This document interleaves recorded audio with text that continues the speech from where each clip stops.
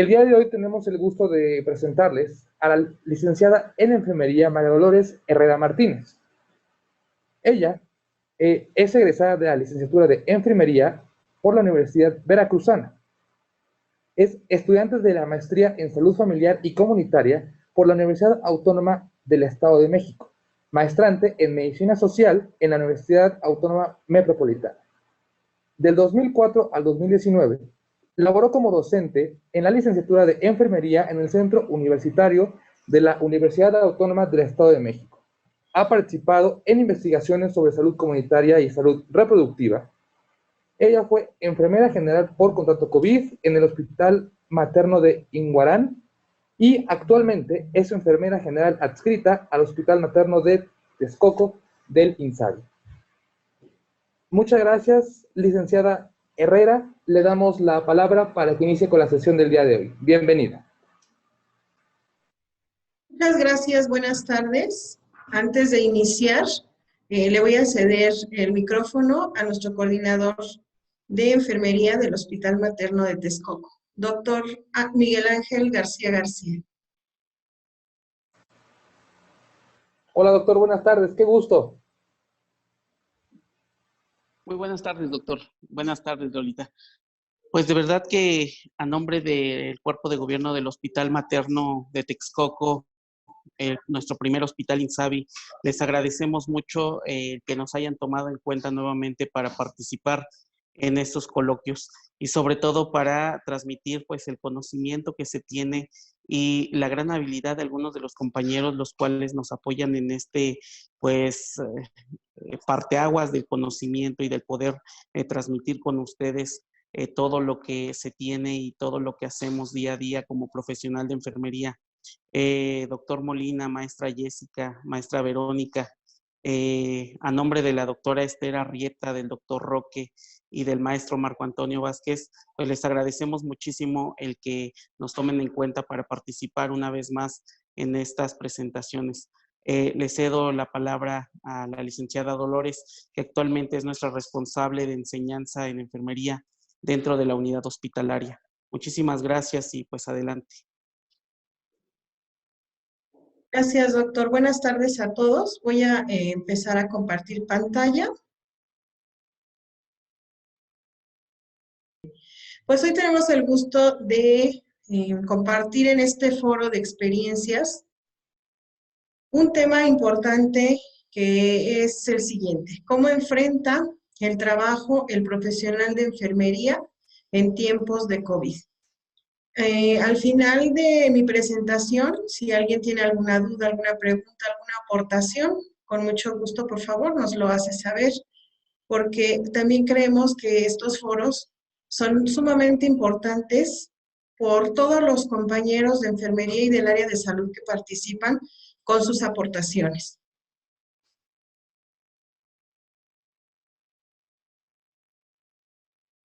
Creo que no se visualiza, permítanme un momentito. Ok, pues, ¿listo? Ok, pues a modo de presentación, compañeros y compañeras, les agradezco primeramente el que me acompañen en esta presentación. Primero vamos a hablar de que la Organización Mundial de la Salud asignó al 2020 como el año de la enfermera y de la partera. Esto es en reconocimiento del 200 aniversario del nacimiento de Florence Nightingale, quien vivió de 1820 a 1910. Los que somos enfermeros sabemos que es la precursora de la enfermería profesional a nivel mundial. Sabemos que no hay duda que en la situación actual en la que nos encontramos, la profesión de enfermería está presente en la mente de todos. Nuestra contribución como profesionales de enfermería ha sido vital para combatir la presente pandemia. Hemos sido protagonistas en noticias, en redes sociales, en donde se destaca nuestro papel esencial en la actual crisis sanitaria. En el 2020, la OMS y muchas otras organizaciones nacionales e internacionales estábamos preparados para celebrar las numerosas contribuciones de las enfermeras en el avance de la salud y el bienestar de las personas en cada nación.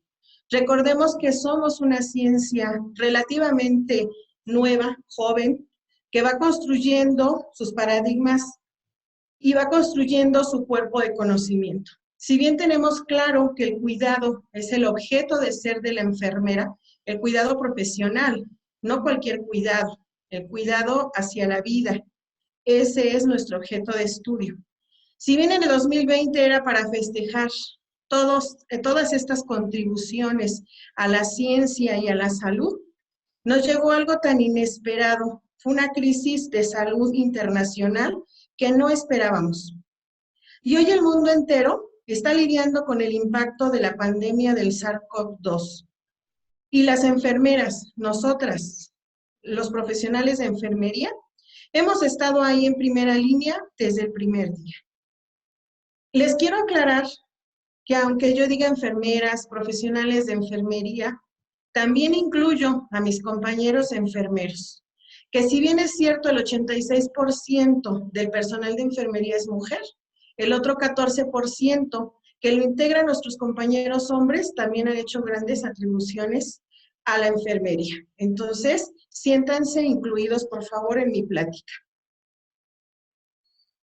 El 10 de marzo del 2020, la OMS declaró el brote de coronavirus como una pandemia, enviando un mensaje claro a todos. Y esto lo dice la OMS. Todos jugamos un papel fundamental en la prevención activa de una mayor propagación del virus y en la búsqueda de formas de proteger a las personas más expuestas. Nos hacen una llamada a una acción que no es nueva para enfermería, porque a lo largo de la historia, nuestra profesión ha desarrollado un papel importante en tiempos de crisis y ha brindado atención, cuidados e innovación que ha salvado vidas y que ha reducido el sufrimiento.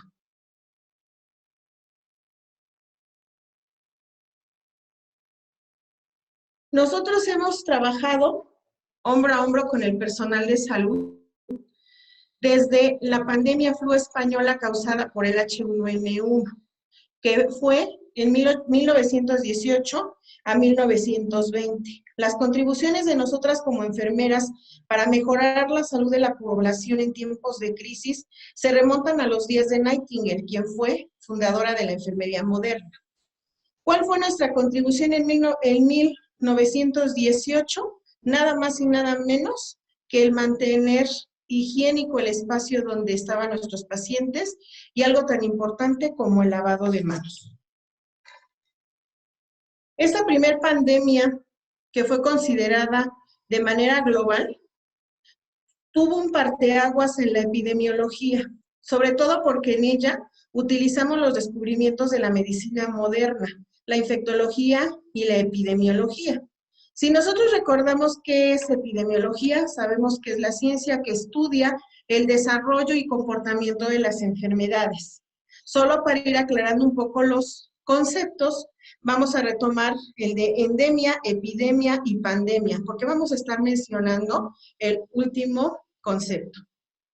La endemia, entonces, la debemos entender como un proceso patológico que se mantiene a lo largo de mucho tiempo en una población o en una zona geográfica. Normalmente encontramos nosotros enfermedades infecciosas. Estas están localizadas en un lugar determinado y con alto número de personas infectadas. La epidemia es un brote de enfermedad infecciosa que se propaga rápidamente, afecta a una gran proporción de personas, pero esta es en una misma región geográfica, no sale de su territorio. Sin embargo, la pandemia es una enfermedad que se extiende a países y continentes. Una pandemia traspasa fronteras. En 1334 también encontramos una pandemia, la peste bubónica. Esta se origina en China y el 60% de la vida de los europeos estuvo comprometida con esta enfermedad. Asia, la India, Italia, Rusia tuvieron un total de defunción de 25 millones de personas. El VIH aparece en Estados Unidos en 1980, continúa en la actualidad, tiene un avance lento, progresivo, se expande durante décadas en países y continentes. Sobre todo, el estigma social fue muy marcado cuando apareció esta enfermedad, sobre todo porque estaba relacionada con personas que ejercían el sexoservicio o con personas homosexuales. El síndrome respiratorio, que es la siguiente pandemia de la que les voy a hablar, es un antecedente a la actual pandemia del SARS-CoV-2. Esta se contuvo en el 2003, fue afectada China, Hong Kong y Canadá. En esa ocasión, de todos los pacientes que se infectaron, hubo un 10% de mortalidad. No fue tan agresiva como la cepa que tenemos actualmente. La pandemia del 2009, H1N1 o gripe porcina, tuvo consecuencias menos devastadoras. En nuestro país llegó en el 2009. En pocas semanas teníamos proporciones pandémicas, sin embargo, se pudo controlar. El virus del ébola. El ébola es un virus que vive en los murciélagos frugívoros, quienes son sus reservorios. Estos casos se presentaron en el 2013 en Guinea, en Liberia. En el 2014 apareció un caso en Texas de un paciente que viajó de Libia a Texas y las enfermeras que lo cuidaron se infectaron y fallecieron. Esto fue en el 2014. El virus del Zika es otra pandemia que nos llegó a América Latina, sobre todo en Brasil. Hubo un brote moderado que se caracterizó por un rash rosado, enrojecimiento ocular, fiebre, cefalea, y que tuvo consecuencias graves, sobre todo por el nacimiento de niños con microcefalia. Y bueno, el coronavirus. Sabemos que el primer caso notificado fue el 26 de diciembre en el 2019 en China, en la ciudad de Wuhan. Y en México, el primer caso se detecta el 27 de febrero del 2020.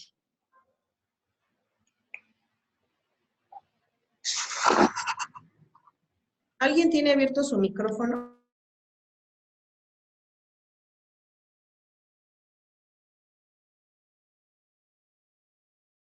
La alta transmisibilidad que se asocia con las diferentes formas de contagio del SARS-CoV-2 es por contacto directo, por saliva, por orina, por heces y por aerosol.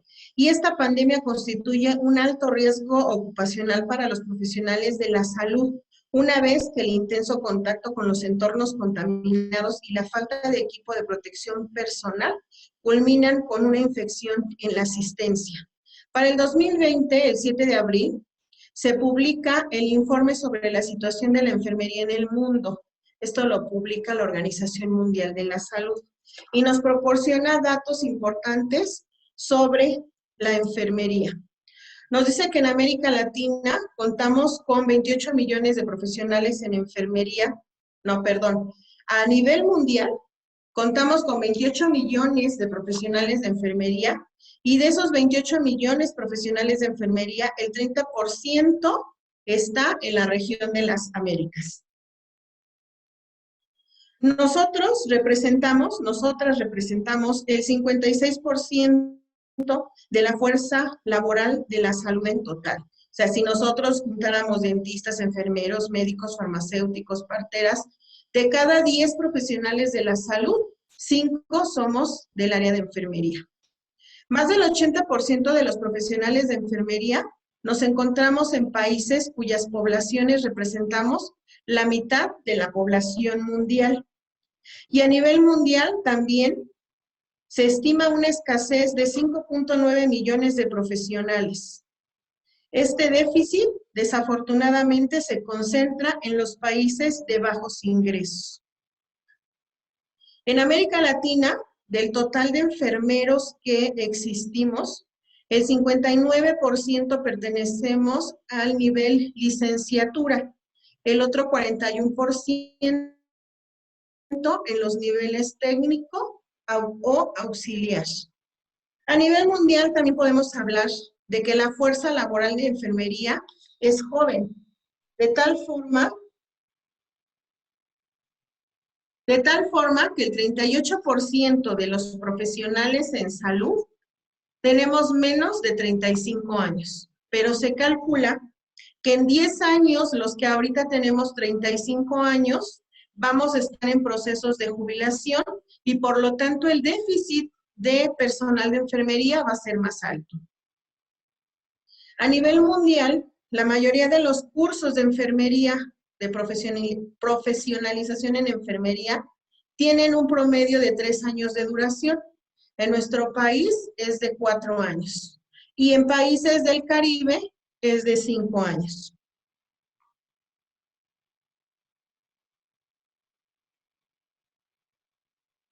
Aquí les anexo otro dato con respecto a la formación del recurso en enfermería. En América Latina egresan 81 graduados en enfermería por 100,000 habitantes cada año. Nosotros egresamos 10 veces menos el personal de enfermería en relación o en comparación con regiones de África y del Mediterráneo Oriental. El 64% de los países a nivel mundial utilizan el examen de licencia para evaluar y hacer cumplir un nivel mínimo de conocimientos inicial o aptitud para la práctica. También la OMS nos comenta que los estándares más bajos para educación interprofesional los tiene América Latina. Por lo tanto, también surge la necesidad de la capacitación constante y la profesionalización de nuestra área. ¿Cómo vivimos en tiempos de pandemia? Esa es la pregunta inicial y el eje rector de nuestra plática. Lo primero que vamos a mencionar es que del 1 de enero del 2019 al 1 de enero del 2020, a nivel mundial, sufrimos 1,005 ataques al personal de enfermería, de los cuales 198 fueron fallecidos a causa de estos ataques y 626 profesionales de enfermería quedaron con lesiones o secuelas de este ataque. ¿A qué otro problema nos encontramos en tiempos de pandemia? Al déficit de profesionales de enfermería para enfrentar la situación en la primera línea de atención. Si ya en las diapositivas anteriores hablábamos del gran déficit que hay del personal de salud y de enfermería en particular, pues aquí lo vimos más visible con la pandemia. No estábamos preparados para resolver una situación de la noche a la mañana. Sin embargo, lo hicimos y ahorita lo vamos a ir viendo en las siguientes diapositivas. ¿A qué nos enfrentamos también? Nos enfrentamos a la falta de insumos, nos enfrentamos a la falta de equipo de protección personal, a la falta de apoyo al trabajo en equipo y a la desigualdad laboral. Porque si bien algunos pudieron resguardarse en casa, otros tuvimos que enfrentar la pandemia atendiendo a pacientes poniendo en riesgo nuestras vidas. Sin embargo, el panorama tampoco es tan oscuro, porque fue una oportunidad que tuvimos los que nos quedamos en primera línea de atención a demostrar que somos gestores del cuidado. Mediante acciones de educación, orientación, implementación de prácticas de autocuidado, comunicación asertiva hacia las personas, las familias y la comunidad. En México, para el 17 de mayo del 2020, la Secretaría de Salud reportó oficialmente 11,394 casos de COVID-19 en el personal de salud.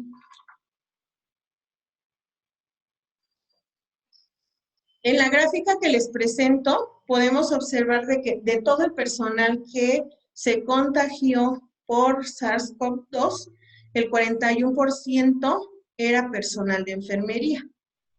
Quiere decir que de 10 personas que se infectaron, 4 éramos enfermeras o enfermeros. de los cuales 149 defunciones, hubo 149 defunciones por esta enfermedad. En representación por sexo, las mujeres representan el 55% de los casos positivos al virus y el 38% del total de las defunciones.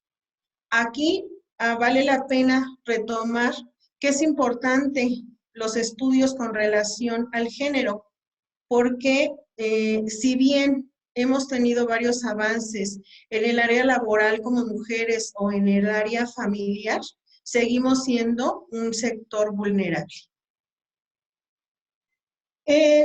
Con respecto a lo que se ha escrito de cómo hemos enfrentado esta pandemia, el profesional de enfermería, podemos encontrar publicaciones de diferentes países. Ok, con respecto a lo que está escrito y publicado, vamos a encontrar varias investigaciones y eso me dio mucho gusto al hacer una revisión bibliográfica de lo que nosotras como enfermeras estamos presentando en nuestras áreas laborales. Encontré varios artículos de España, de Brasil y de México, por supuesto. Los encontramos en la presente diapositiva y en la bibliografía también les anexo unas ligas en donde estamos viendo la producción académica y de investigación del profesional de enfermería. Antes tardábamos años para publicar un artículo, ahora no ha pasado más de año y medio y encontramos más de 20 artículos relacionados al impacto de la salud que hemos tenido por estar en línea de atención a pacientes COVID. Eso es lo que está escrito y ustedes lo pueden revisar y pueden ustedes observar todo lo que se ha publicado con respecto a cómo enfrentamos esta pandemia. Pero hay cosas que no tenemos publicadas y que son las que también les voy a compartir.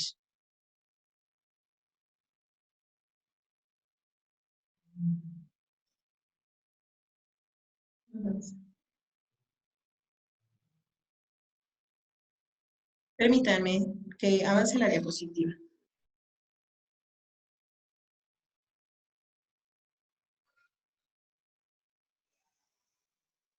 Pues mientras avanza la diapositiva, les voy a compartir una historia con respecto a cómo vive una enfermera la atención al paciente COVID. El paciente que llega al hospital se sospecha de COVID, se toman las medidas de triage para mantener al paciente en aislamiento y con el equipo de protección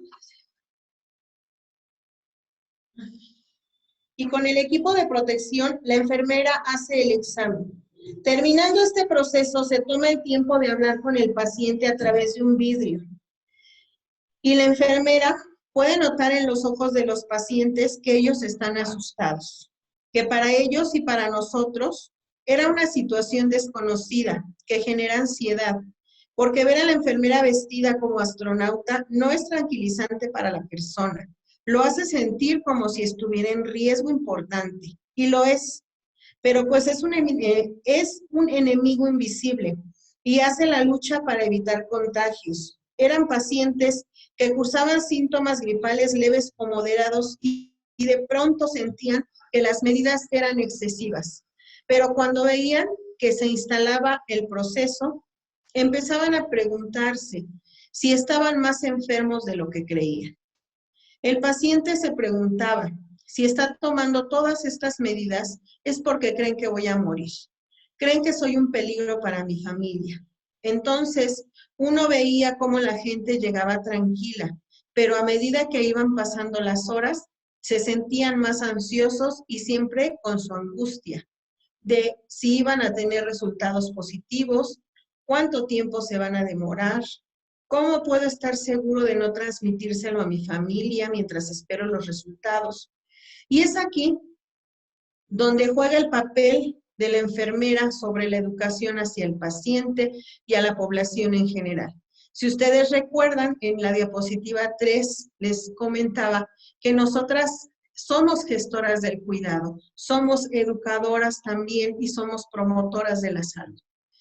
Hacer entender a alguien que las visitas en el hospital están restringidas, que hay que lavarse las manos cuando entra y cuando sale, usar guantes y un tapabocas en la comunidad no necesariamente protege a una persona de una infección o de un contagio, nos protege a todos como sociedad.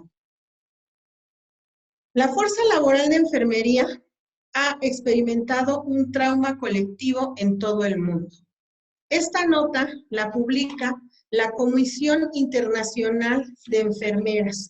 También pueden, si quieren ahondar en el tema, fue publicado el 13 de enero del 2021, hace menos de un mes, la actualización del Consejo Internacional de Enfermeras sobre COVID-19 tiene un artículo con ese nombre. La fuerza laboral de enfermería ha experimentado un trauma colectivo en todo el mundo. ¿Qué nos presenta ese análisis? Nos presenta que nosotros, personal de salud, luchamos contra la falta de personal y el equipo de protección personal. He de compartirles que hicimos un pequeño formulario en Google y lo compartimos con compañeras enfermeras que están a cargo de la atención de los pacientes en COVID. Lo creí necesario, puesto que estos foros son precisamente para darles voz a las que no tenemos voz, a las que no nos dedicamos a la investigación o a las que no publicamos lo que vivimos. Sin embargo, toda esa experiencia es importante transmitirla, es importante que nosotros la conozcamos y que de ahí vamos a derivar diferentes líneas de investigación.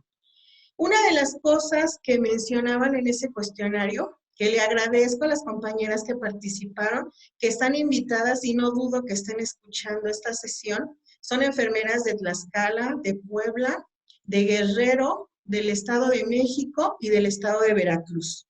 Gracias por su participación, compañeras, puesto que lo que estoy compartiendo es resultado de ese cuestionario que ustedes amablemente, empíricamente, podemos transmitir esos resultados. Luchan contra la falta de personal y de equipo de protección personal. Varias de ellas comentaban que aunque el salario era atractivo, parte de ese salario se utiliza en la compra de equipo de protección personal.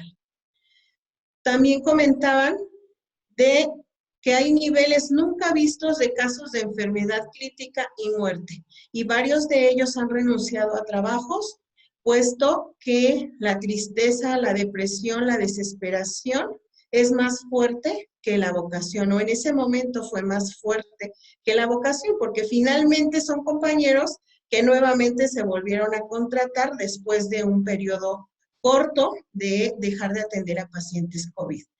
Que el miedo fue un sentimiento también que los invadió y que el coste, bueno, esto lo dice la Comisión Internacional de Enfermería, que el coste es muy elevado para el bienestar físico y mental de los proveedores sanitarios en primera línea.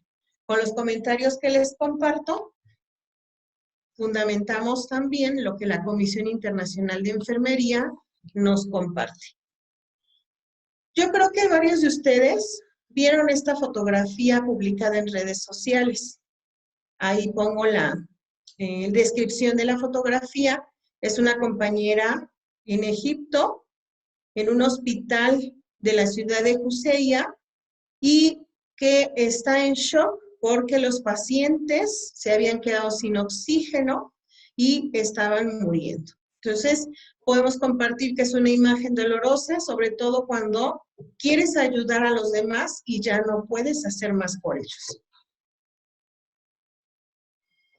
¿A qué otra cosa nos enfrentamos en esta pandemia? A que cada enfermero o enfermera excedió la atención de los pacientes en turnos de 24 horas. Y nos describen, llegaba tanta gente que cuando ibas a canalizar con suero, se te morían prácticamente en tus manos. ¿Qué otra preocupación nos invadió como personal frente a COVID? El riesgo de infección, el riesgo de que nosotros nos infectáramos, el riesgo de infectar a nuestras familias. Y les comparto sus comentarios. Despierta bruscamente la pesadilla, corre hasta caer y abrir la puerta del baño con la cantidad de cadáveres y no puedes volver a dormir. El estricto autoaislamiento, que empieza con el ritual de desinfectar el auto, los zapatos, la ducha, en el patio de la vivienda, el lavado de ropa en agua caliente. Como en una mesa plástica, aparte de todos. De mi habitación salgo con mascarilla. No puedo abrazar a nadie ni a las mascotas. Otro comentario. Te marca el hecho de no poder colaborar más allá de poner una cánula sabiendo que el paciente necesita un ventilador y no tienes otra opción. Estos son comentarios, estos testimonios fueron obtenidos por Paola López, una reportera en Quito, Ecuador. Les comparto esta carta.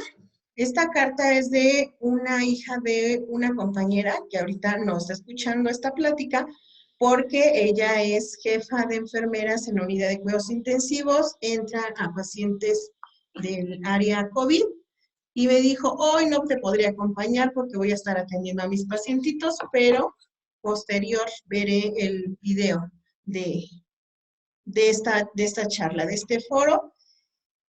Y bueno, ella me permitió compartirles esta carta, que se las voy a leer porque no se alcanza a visualizar. Su niña tiene 9 años y le dice a su mamá, esta carta fue el 10 de mayo del año pasado, y dice, te amo, ya quiero verte y quiero estar contigo, porque haría lo que fuera por estar contigo y sabes que te amo mucho, mucho. Te mando muchos besos y muchos besos y muchos abrazos. Te amo con todo mi ser, mi alma, mi corazón. Eres lo más preciado para mí. Te amo, eres mi mayor tesoro. Te amo, mamita. Feliz Día de las Mamás, ¿no? Otros comentarios. Volvemos a nuestros hogares, a nuestras familias, siempre manteniendo la distancia física durante el trayecto. Antes de abrazar a nuestros hijos, nos lavamos las manos, sin recordar cuántas veces lo hemos hecho hoy, y con la piel seca y agrietada. En los ojos de nuestros compañeros, buscamos la esperanza y la fuerza para seguir. Nos alienta a saber que estamos unidos en una comunidad mundial de enfermeras y enfermeros, y que todos estamos luchando para salvar vidas. Nos motiva nuestra vocación.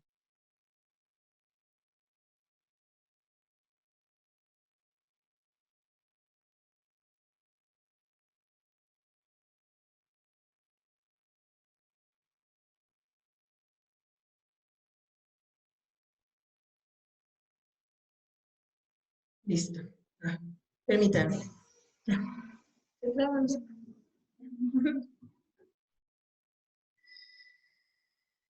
Bueno, después de estos testimonios que les comparto, vienen dos conceptos importantes que menciono a continuación. Uno de ellos es la resiliencia, porque a pesar de todo lo que ya comenté con anterioridad, todos los que se han quedado a pesar del riesgo que corremos en atender a nuestros pacientes, a pesar de nuestra vocación, de nuestra responsabilidad, la resiliencia es un término que se escuchó o resonó el año pasado y que se define como la capacidad de sobreponerse a momentos críticos y adaptarse luego de experimentar alguna situación inusual e inesperada.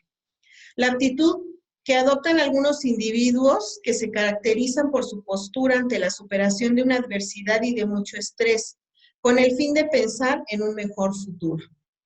Resiliente es una persona que en medio de una situación particular es asertiva y convierte el dolor en una virtud.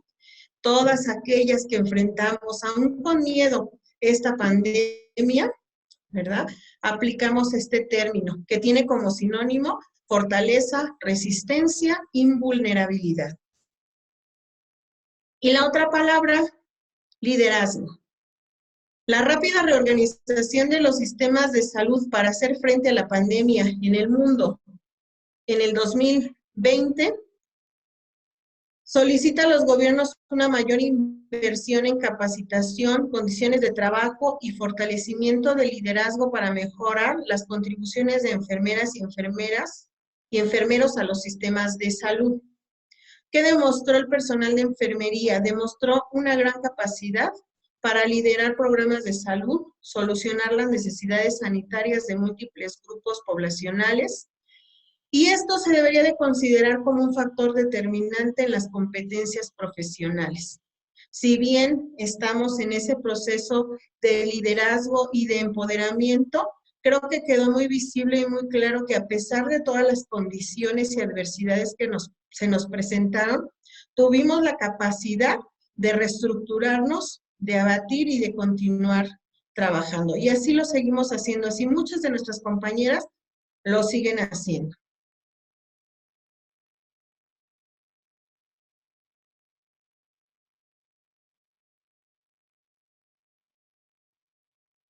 Compromisos con el profesional de enfermería. Compromisos educacionales. Hay que elevar el perfil y el estado de la enfermería en todo el mundo. Debemos estar capacitadas, más capacitadas aún. Recordemos también que hay diferentes grados de preparación en enfermería. Tendríamos que empezar a homologarlos. Cerrando brechas descritas en el Triple Impact Report. Si ustedes leyeron con respecto, o si no lo habían ustedes leído, les comparto que el Consejo Internacional de Enfermería junto con la OMS el año pasado pusieron en marcha algo que se llama Nightingale Challenge. ¿En qué consiste el Nightingale Challenge? Nos dice que nosotros podemos capacitar a 10 personas más del área de enfermería para que entonces en un promedio de 5 o 10 años estemos capacitados más del 80% del personal de enfermería. Por lo tanto, la educación y la investigación son fundamentales en el reporte y monitoreo de las diferentes iniciativas a nivel nacional o a nivel internacional en enfermería. Debemos consolidar también el reconocimiento social de la profesión. El Nursing Now, entonces, es una campaña mundial que se realiza en colaboración con el Consejo Internacional de Enfermería y la Organización Mundial de la Salud.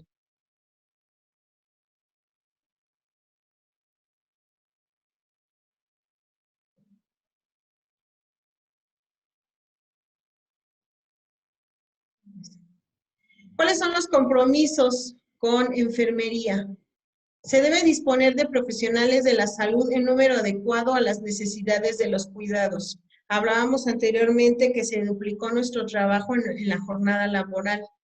Debemos tener adecuadas condiciones de trabajo, equipos de protección individual y apoyo al trabajo en equipo y educación continua.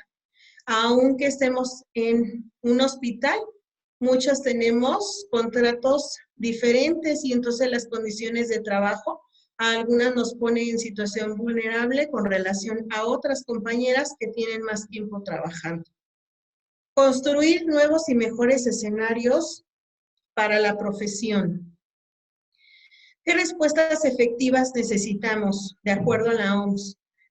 Es garantizar las condiciones de equipo de protección personal adecuados y suficientes, así como las facilidades para que las personas en primera línea de respuesta puedan desarrollar su trabajo lo más seguro posible. Tomar medidas urgentes para asegurar la salud física y mental del personal sanitario, así como de las mujeres voluntarias que estén en primera línea de respuesta en las comunidades. Hace rato les comentaba que en estudios de género nosotras seguimos en desventaja. Ahora que está la pandemia, a todos los niños que dejaron de ir a la escuela, ¿verdad? Nos convertimos ahora en maestras y asesoras de sus trabajos académicos. Eso también duplicó nuestra carga de trabajo. Debemos, por lo tanto, incluir la perspectiva de género y la voz de las mujeres en acciones y medidas que se desplieguen desde el sector salud a nivel federal, estatal y municipal en respuesta y recuperación ante la pandemia. Se debe garantizar la seguridad del personal de salud frente a los actos de agresión y cualquier expresión de odio, intolerancia, estigmación y discriminación. Nosotras dejamos de ponernos también nuestro uniforme clínico en la calle por el temor a las agresiones. Entonces teníamos que llevar o una maleta extra para llevar nuestro uniforme también. Y bueno, pues eso aumenta el nivel de contagio. Garantizar la seguridad del personal de salud frente a los actos de agresión y cualquier expresión de odio, intolerancia, estigmación y discriminación. Posicionar y difundir por todos los medios el reconocimiento y agradecimiento para quienes trabajan las 24 horas del día en la primera línea de respuesta al SARS-CoV-2. Bueno, pues ya para concluir esta plática, quiero comentarles que no queremos mártires, no queremos héroes, no queremos heroínas, no queremos superhéroes. Queremos igualdad de nuestros derechos, queremos equidad, queremos un reconocimiento social, capacitaciones constantes, políticas públicas que cuiden de nuestra salud personal. Queremos seguridad para poder seguir ejerciendo nuestro trabajo. Y obviamente por el otro lado también a lo que nos comprometemos a continuar cuidando pues de nuestros pacientes, cuidando la vida en sí. Esa es un poco de la bibliografía que utilizamos para esta presentación. Y pues les agradezco su tiempo, su participación y la escucha. Pues soy Dolores Herrera para servirles. Estamos a cargo de enseñanza e investigación en enfermería. Es un honor para mí pertenecer al Hospital Materno de Texcoco. Entonces les comparto unas fotos de nuestro hospital y de nuestros compañeros de trabajo. Gracias. Buenas tardes, licenciada Herrera. Felicidades por su ponencia. Maravilloso tema, como siempre, y muchas felicidades también al equipo de enfermería que nos esté escuchando desde sus lugares de trabajo y sus hogares. Hay una pregunta del doctor Mario Flores Jiménez que dice: buenas tardes. ¿Cuál es la jornada laboral que considera que es la más adecuada para el personal de enfermería en áreas COVID? Y gracias por la información. Sí, muchísimas gracias. Mire que tengo la gran fortuna de contar con varias amigas y compañeras del área de enfermería de diferentes instituciones y de diferentes estados. Me siento muy afortunada por eso. Platicaba con una compañera que labora en el Hospital Militar y ella me comentaba que después de 4 horas, a veces 6 horas, dependiendo de la demanda, las rolaban. Entonces estaban 4 horas o 6 horas con el equipo de tecnología de punta de protección personal y que salían, se bañaban, las alimentaban y después van a su casa. Si, contestando a su pregunta, ¿no? Es un tema que a mí me hace reflexionar en donde las autoridades pueden hacer mucho por el cuidado de nuestra salud. Una jornada en la cual puedas estar 6 horas en área COVID o 4 horas en área COVID y después entre otro compañero a poder relevarte, sí implica más gastos en el equipo de protección personal, pero estás cuidando nuestra salud. Entonces, respondiendo a su pregunta y viendo que sí se puede hacer y que se hace en otras instituciones, pues una jornada laboral de 4 a 6 horas con pacientes COVID, creo que aportaría mucho en el cuidado de nuestras compañeras enfermeras. Muchas gracias, licenciada. El doctor Mario Flores Jiménez también tiene un comentario. Mi más sincero reconocimiento al personal de enfermería que día a día da su mayor esfuerzo para la atención de los pacientes. Gracias. Y bueno, recordar también que somos un equipo de trabajo. Ahorita me concentré en el tema que es enfermería, cómo enfrenta esta pandemia. Sin embargo, no lo hacemos solas, tenemos o estamos a la par, pues de compañeros médicos, odontólogos, trabajadores sociales, los compañeros del área de limpieza, de mantenimiento, que somos un equipo y que esto es como un engrane. Si un engrane falla, todo el sistema falla. Entonces somos parte de ese equipo de salud, que por el tema pues me centré en enfermería, ¿verdad? Pero sin dejar de reconocer también al equipo que forma parte del cuidado de la salud de nuestros pacientes. Muchas gracias, licenciada. Aquí ya tenemos una mano alzada del usuario Eric. Adelante, Eric, buenas tardes. Ya tiene el micrófono abierto. Gracias. Hola, licenciada, muy buenas tardes. Hola, qué Soy gusto. auxiliar de enfermería en el Hospital General de Zona 197, igual en Texcoco. Al estar usted reiterando, está en primera línea de atención, me gustaría saber usted qué paso cambiaría para los compañeros al vestirse para entrar a estas áreas COVID. Esa es mi primera pregunta. Mi segunda pregunta es, en el hospital militar está usted diciendo que hay un equipo de protección de punta. Entonces, no sé si sea diferente el equipo en cada institución de salud y en qué cambia. Muchas gracias por su atención. Hola, Eri, qué gusto saludarte. Me da mucho gusto saber que estás ejerciendo. Tuve el honor de ser tu profesora. Conozco tu trabajo y no dudo en tu gran desempeño. Saludos a Yesenia. Sí, pues mira, la experiencia que yo tengo que compartí con las compañeras de el Hospital Militar, que de hecho igual me estaban invitando a trabajar ahí, pues sí nos hablaban de, o bueno, el equipo que yo vi son los gogles, el tipo de material que se utiliza en los trajes, sí, que era diferente al que nosotros podemos tener acceso aquí en Texcoco, ¿verdad?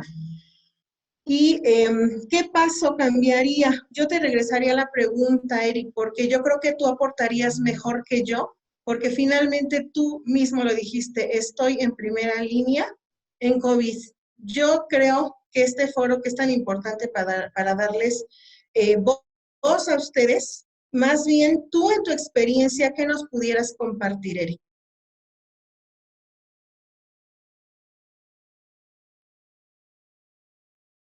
Cerrado el micrófono.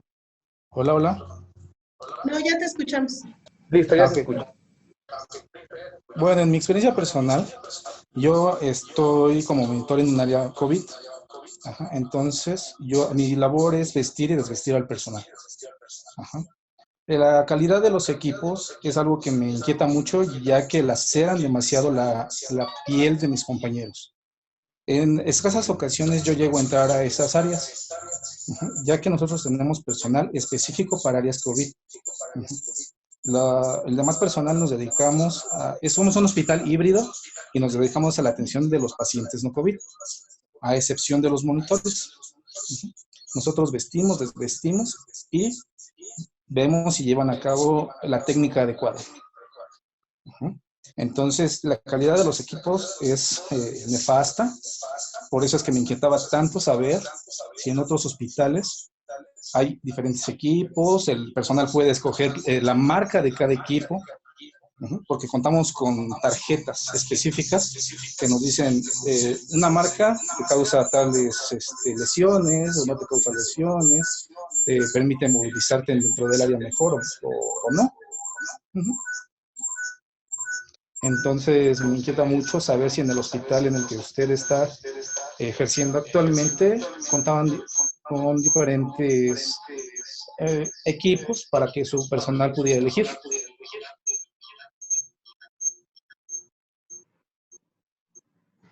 Hola, buenas tardes.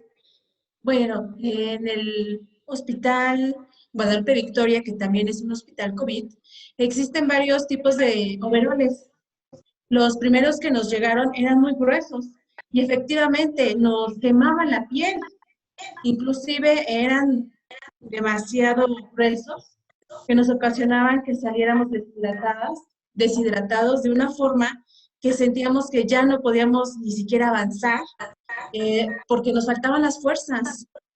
Entonces, lo que más queríamos era tomar agua. Y como estrategia, nuestros compañeros nos esperaban con Gatorade, perdón por decir la marca, pero así era, en la entrada. Y así no nos tomábamos y ya podíamos llegar al lugar de los baños, bañarnos y ir a comer algo. Entonces, como estrategia, nuestras autoridades buscaron overoles más delgados, el cual ya no sudábamos tanto. Y eso nos ha permitido seguir adelante. Y sí, efectivamente nosotros hacemos 6 horas, o sea, laboramos 6 horas y después nos cambian otros compañeros. Igual en la noche hay 2 equipos que laboran para que nosotros no nos deshidratemos. Y este sería todo. Muchas gracias, que la compañera está aquí acompañándome, pidió la palabra y bueno, regresando a su pregunta, sí hay diferentes equipos, sí los hay. Tenemos los que nos da la institución, por eso en la diapositiva yo les explicaba también que parte de nuestro salario hay quien invierte de ese salario para comprar sus propios equipos, ¿sí? Con respecto a la técnica, aquí en el Hospital Materno recibimos una capacitación hace un mes donde se nos explicaba la técnica y no le haría yo ningún cambio. No sé, usted creo que tampoco lo mencionó. Entonces hay una técnica, tiene una fundamentación y como yo se los explicaba en algún momento en clase, ¿verdad? Que la técnica puede variar, pero si cuidas los principios de asepsia, antisepsia, aquí en China puedes realizar una variante siempre y cuando estés respetando esos principios. Gracias, Eri. Muchas gracias, licenciada. Aquí también tenemos una avanzada del doctor Milángel. Adelante, doctor, buenas tardes. Muy buenas tardes nuevamente. Si bien es cierto lo que nos comenta la licenciada Dolores, pues tiene mucho que ver, pero también nosotros debemos de contemplar ese apartado que no existen profesionales de primera y de segunda. Asimismo, pues nosotros tendríamos que estar viendo esa situación, como bien lo platicábamos la semana pasada, en el aspecto de las políticas que se tienen que generar para que todas las instituciones reciban un mismo cuestión de equipo, equipamiento, para que no exista esa interfaz de por qué en tal institución se utiliza este equipo y en esta institución se utiliza el otro. Depende prácticamente de el unificar y el homologar el apartado para que esas fichas técnicas, como bien lo comenta el compañero, pues nos ayuden a mejorar todos estos aspectos y todas las instituciones cumplan con las especificaciones y equipos necesarios para poder realizar nuestra práctica de forma segura.